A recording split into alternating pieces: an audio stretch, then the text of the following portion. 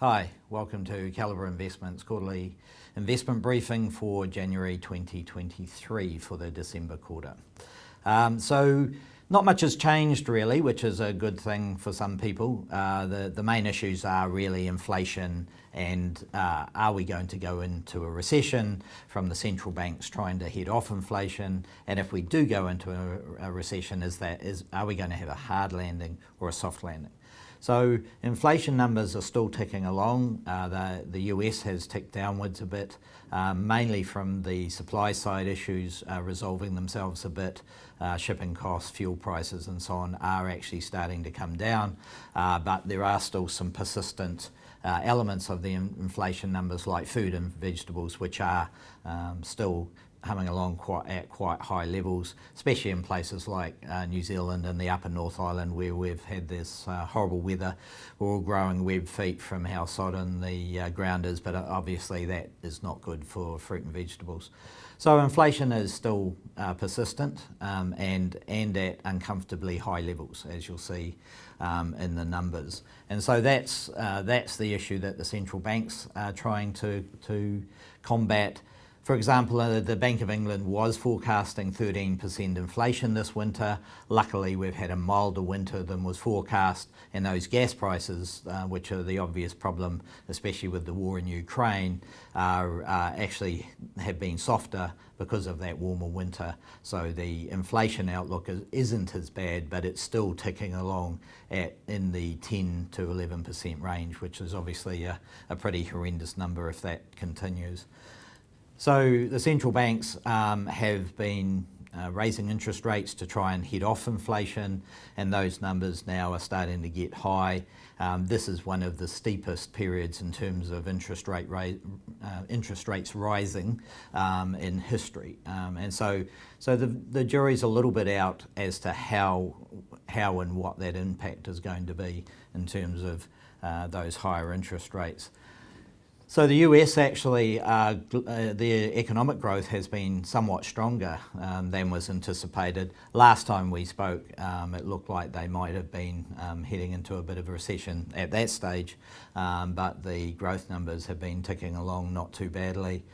China, after its lockdown policy, is actually has actually come out of that lockdown policy in quite a dramatic fashion, in that they just threw the doors open essentially, and we've seen, unfortunately, the virus rage through that country and economy, but what it also means is opening up like that, it does actually mean that for the short to medium term, we will have a higher growth number and output from China. So that'll be quite positive for global growth, because there are concerns, obviously, with rising interest rates about a global recession.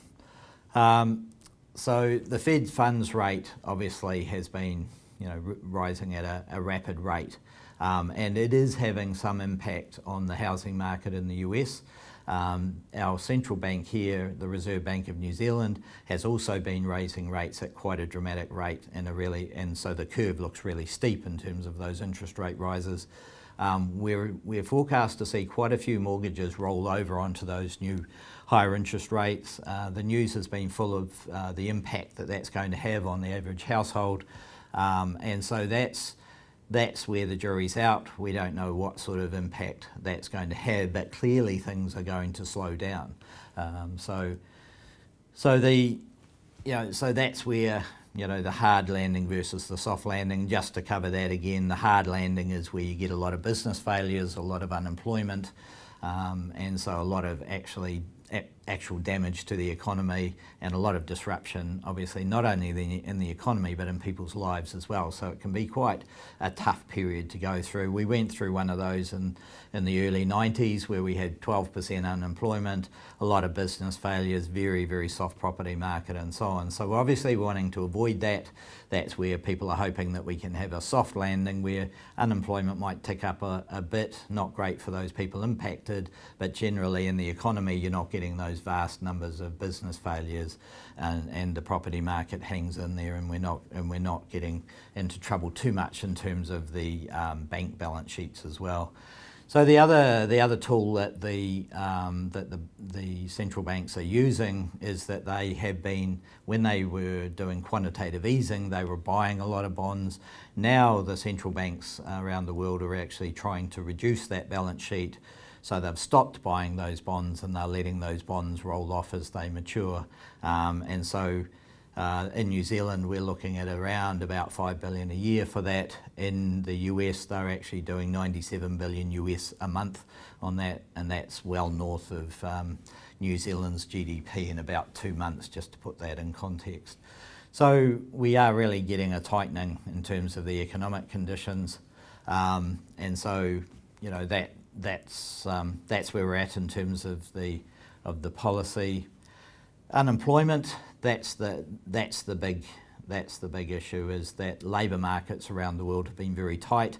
We've seen quite big wage increases as a result of that, and so that's what's keeping the central banks awake at night. They know the supply side issues have pretty much resolved themselves, as we just mentioned, but it's actually those expectations of continual wage increases, getting into that horrible wage price cycle where consumers see prices rising at the supermarket and in other areas in their lives, and then go to their employers and ask for a wage rise. That wage rise then has to get fed into prices, which the consumers then turn around and demand another wage increase from the employers, and so you get this horrible wage price cycle. That's the issue that keeps Treasury officials and central bankers awake at night, and so that's what we have at the moment. For example, the US, massive economy, 330 million people, has an unemployment rate of 3.5%. The figure's just ticked up a little bit in New Zealand, but very much at the same level, and so it's pretty much that's the story around the world. And so that's the issue that the central banks are trying to deal with. So it also, though, means that if we do have a recession, that the chances of actually having a softer landing are much higher than they have been in the past. Because unfortunately, history doesn't help us here, because no central bank in history has gotten inflation down from these numbers without a hard landing. But if we were going to have any chance of getting a soft landing after getting inflation down from these numbers, then now is the time, because the bank balance sheets are pretty good, unlike the GFC in 2008. Unemployment is very low, and people have had some wage increases, and households have a few more savings from the pandemic when they couldn't spend. So if we have a chance of doing it now is the time. But what's happening is we are still getting positive job growth numbers out of the US, and unemployment continues to be tight, which is positive for the economy, but not so positive if you're a central banker fighting inflation. And that's why banks like the Central Bank in New Zealand, the Reserve Bank, will continue in their program of actually raising interest rates, and also the fact that they have been behind the curve in terms of the inflation numbers. The genie definitely got out of the bottle, and they basically lost control of inflation. And of course those interest rates then flow through to mortgage rates, and of course then with those higher servicing costs, people have less money to spend in the economy on services, goods and so on. And so that's essentially, the central banks are definitely trying to slow things down. They're trying to cool things down to fight back and push back on inflation. So onto the portfolios. The portfolios have been continue to travel really well through this period. We've continued with our research program. We've made several trips to Australia, talking to various managers about funds, talking to various people about what they're seeing in the markets as well. And so we continue with that research and monitoring program. We're obviously monitoring what's happening in the markets, but what we are finding is that the portfolios are performing well through this period, and all of the components in the portfolio are performing in accordance and in line with the design, and very much where we would expect them given the market conditions.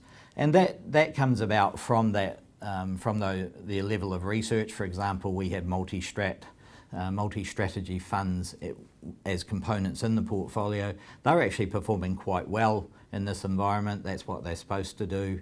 But those components come about from research we've done over the last 5, 10, 15 years. So it's not something you just drop into the portfolios without a lot of work and research in terms of understanding what they are, how they perform, and how they're going to contribute to the portfolio.